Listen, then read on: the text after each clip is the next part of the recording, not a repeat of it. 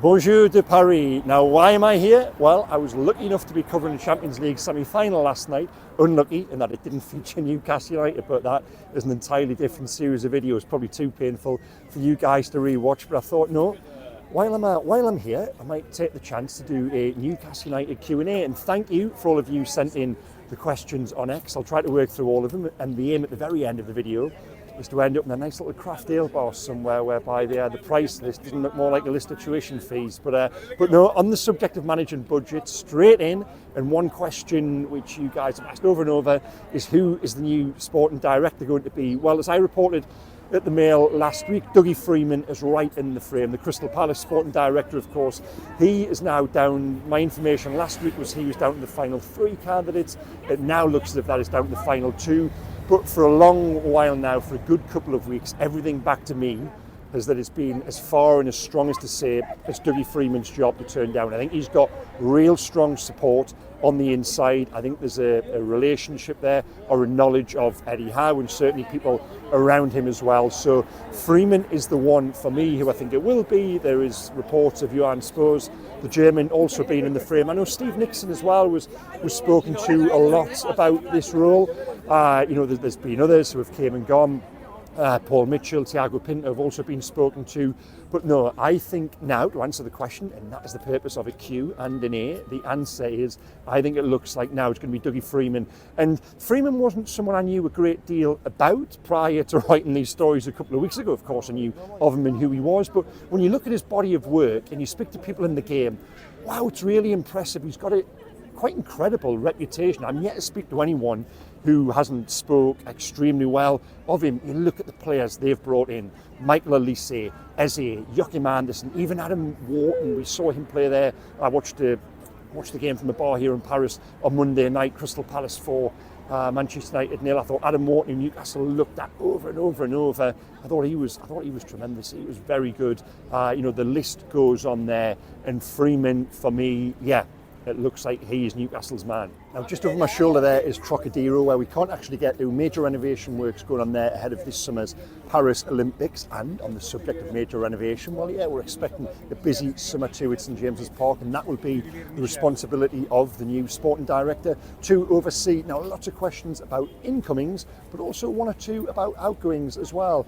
And one of those was, who do I think is the most likely big name player to be sold? Now, I don't think Alexander Isak is going anywhere. Again, lots of questions about that for obvious reasons. I just think Newcastle look at that, and you cannot replace Alexander Isak. I liken the supply of football players worldwide almost to a pyramid, in that you start at the very bottom, those in defence, you sell a right back, there's always another right back, with all respect to right backs. You go into midfield, the pool of really top class midfielders, it gets smaller, but if you sell a midfielder, there's generally a midfielder somewhere else in the world, if you're back in your scouting network, to go out and sign. When you get to the very top, when you get to the peak of that pyramid, the pyramid's on a peak, yeah, we'll call it the peak of the pyramid, the supply is so few. If you sell, any club sells Alexander Isak, you just can't go out and get a replacement player. Newcastle have done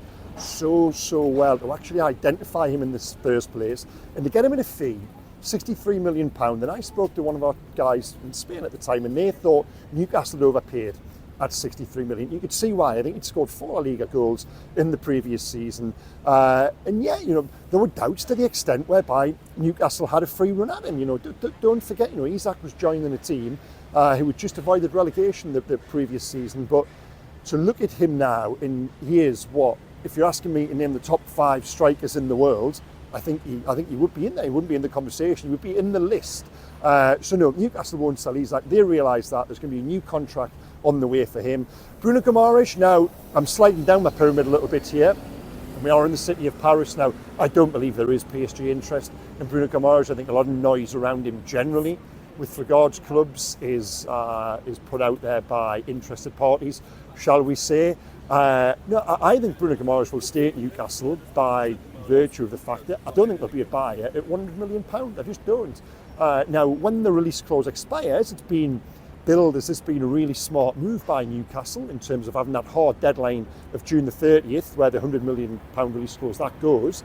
Now, for me, I see the other side of that after June the 30th, Bruno Guimaraes was back on the market like every other player. And if a club comes in at 60, 70 million, he indicates a want to go, then Newcastle might have a problem there. I thought the presence of the release clause, I thought that protected him. And I don't necessarily think it's protected the club. Sorry, I don't necessarily think it's a good thing that it does expire. We'll have to wait and see on that. But Q&A again. Question, will Bruno Guimaraes be at Newcastle on the first day of next season? Yes, I think he will be. Will Alexander Isak be there? Yes, absolutely. Some other names. Will Miguel Almiron? No, I don't think he will. I think when this question came into me, he was the one name that sprung to my head immediately. Newcastle would have sold in January to Saudi Arabia. That didn't happen. There was 2 or 3 different reasons for that. I think that will be revived this summer, and Almiron is one who they will look to make money on. I just think his course at Newcastle has come to an end. He's had some brilliant purple patches, but therein lies the problem. They've been purple patches. What you need is a real consistent run of form over a period of time. That's what the top players do, and Almiron has never provided that, really. Nonetheless, what a good guy. I sat down and interviewed him in Saudi Arabia and Riyadh last December. Good character, always gives his all, will leave. If he does leave, which we expect him to, he'll leave as with a really good legacy. I think he's been a good player for Newcastle. And, he cost £20 million.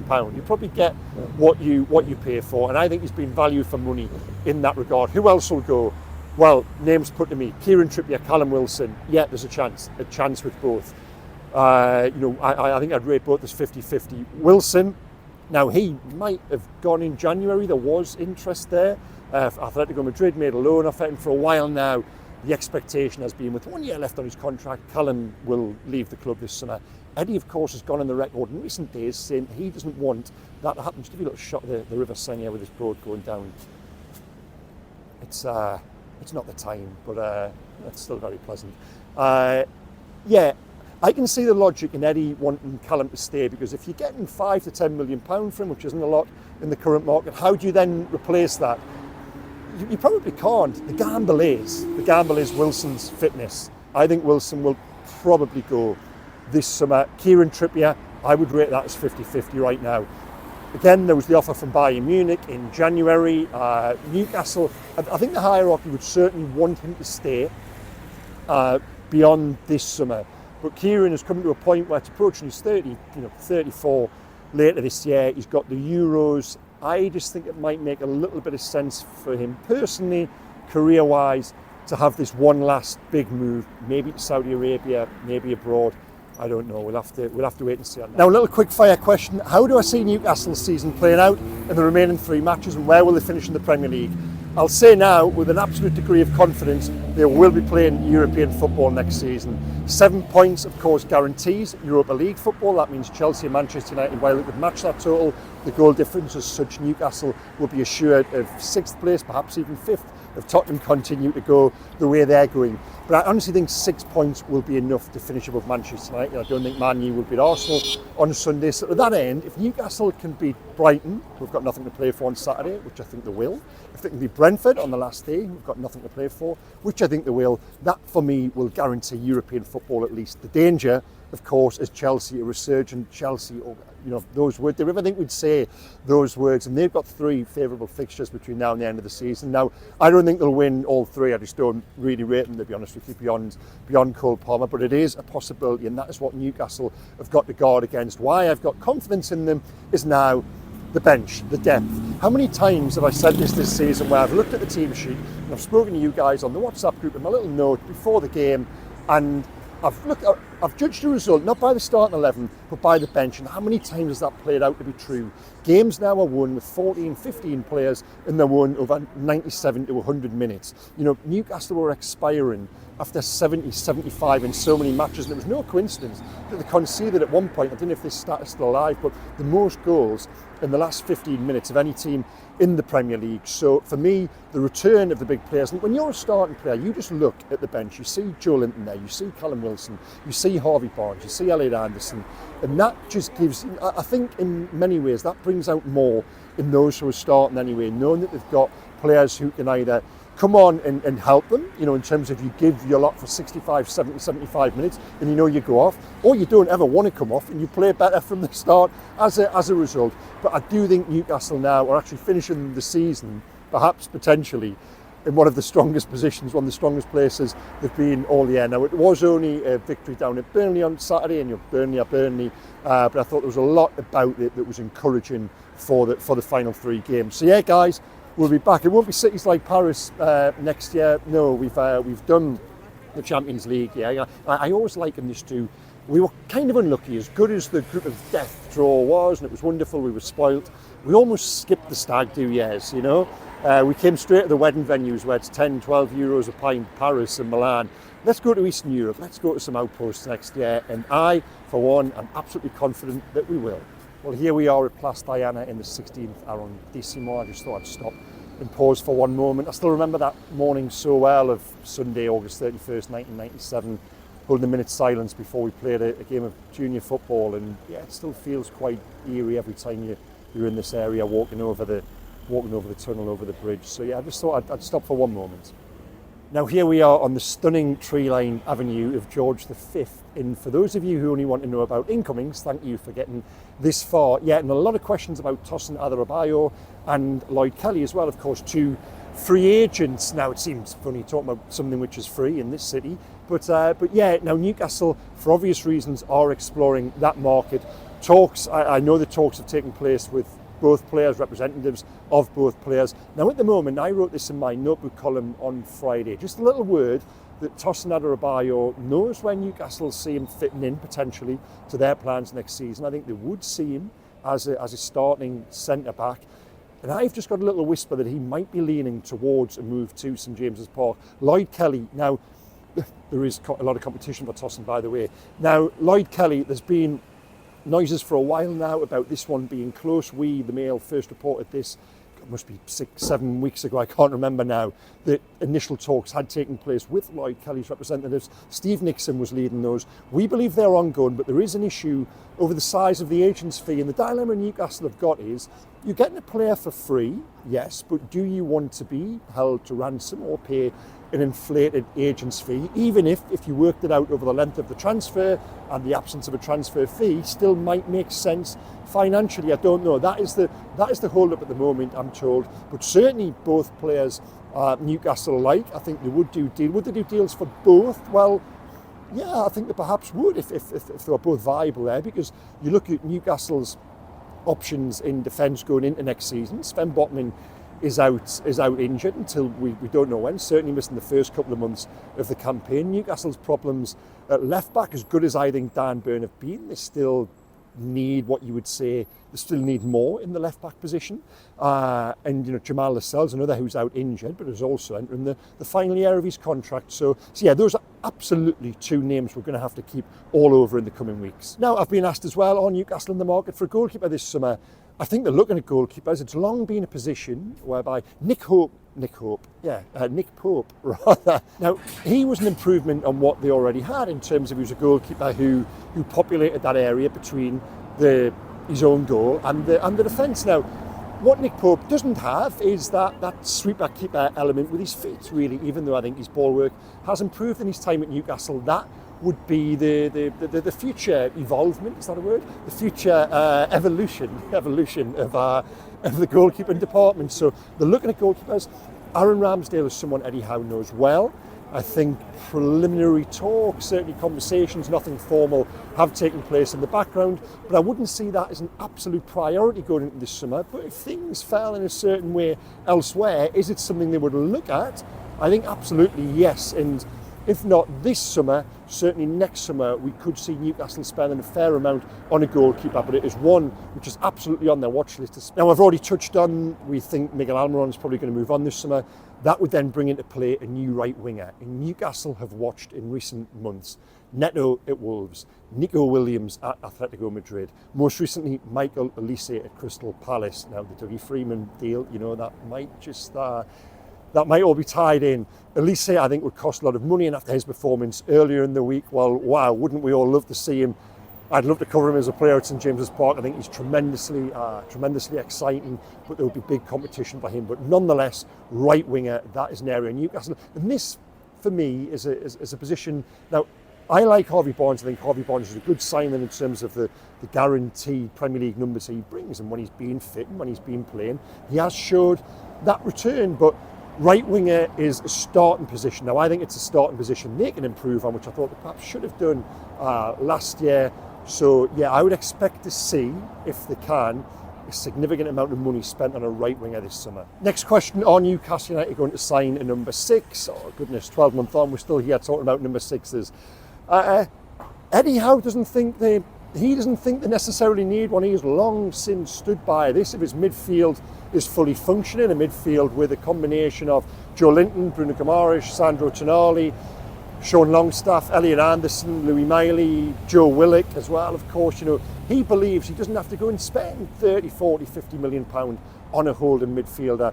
Now, have looked at so many games this season and it has been a glaring weakness. I would still like them to look at that, and I think they are. Of course they are. We could go through this entire video. I think they're drawing up shortlists in almost every position, because it might just depend on who goes out, if there is all of a sudden movement on the likes of a Bruno. But for now, I wouldn't say number 6 is an absolute priority. Striker, well, that comes back to Callum Wilson. Does he stay? Does he go? I think they need another younger option in there anyway. We've seen this season the idea that you can go through an entire campaign with Isak and with Wilson, that is fraught with risk. I do think they need to bring in a younger, versatile forward, primarily someone who does play through the middle, who they can bring on, who would be happy to a degree to play second fiddle to Isak. But no, I think that is another area they're looking at. Benjamin Sesko, well, he was watched and admired a year ago. I know that I had conversations at the time. Newcastle do like him, but again, it comes back to cost and the opportunity cost of what you spend and how much money have you got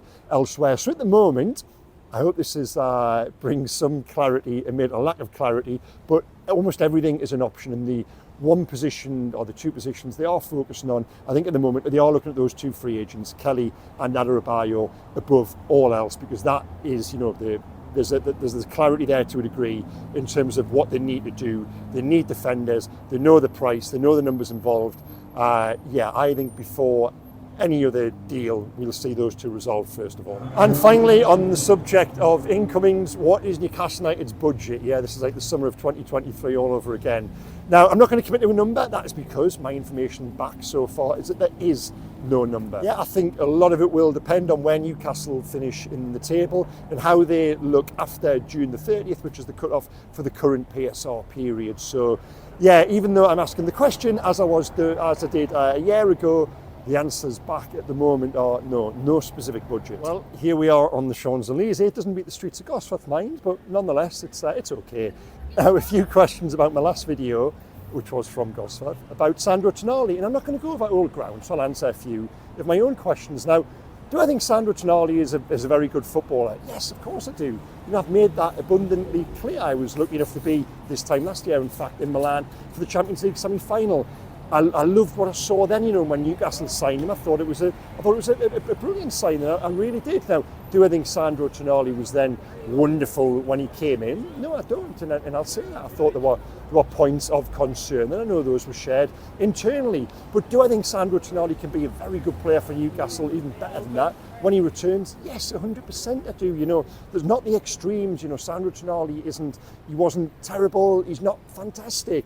There is a middle ground, and I just think the point of the video was that when he does return, because of the way the club have supported him and everything else, you guys as well as fans, I think, have been excellent in terms of it's a different scenario to Anthony Gordon, but when a player is struggling for whatever reason, when there's an issue around him, to show that continued support, I think that really will help Tonali when he comes back.